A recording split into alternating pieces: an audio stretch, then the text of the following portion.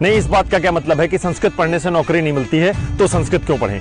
आपका आपकी संस्कृति के प्रति कोई उत्तरदायित्व है या नहीं? आप किसी दूसरे धर्म के व्यक्ति को देखिए, जिस भाषा में उसके ग्रंथ लिखे हैं उसको वो भाषा आती है। मुसलमान कुरान पढ़ सकता है, सिख गुरु ग्रंथ साहिब पढ़ सकते हैं, ईसाई बाइबल पढ़ सकते हैं, लेकिन तुम वेद नहीं पढ़ सकते हो। क्यों? क्योंकि तुमको संस्कृत नहीं आती है, और संस्कृत तुम सीखना भी नहीं चाहते हो क्योंकि संस्कृत से तो नौकरी नहीं मिलती है। फिर कोई दूसरा व्यक्ति आकर के तुमको बताता है कि तुम्हारे वेदों में कचरा भरा हुआ है, तुम्हारे उपनिषद बेकार हैं, भगवत गीता को उठा के जला दो, मनुस्मृति को फाड़ दो, तुम फाड़ने लग जाते हो। न तुम उसको जान सकते हो और न तुम उसको जानने की कोशिश करते हो। तो फिर तुम्हारा पतन नहीं होगा तो किसका पतन होगा?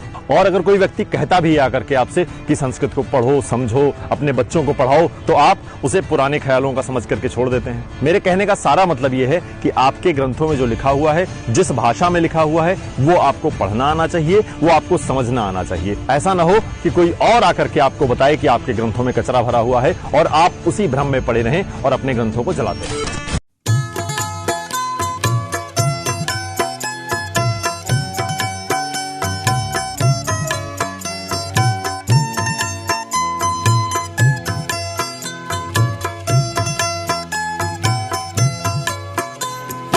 मात पिता गुरु प्रभु चरणों में प्रणवत बारंबार, हम पर किया बड़ा उपकार, हम पर किया बड़ा उपकार।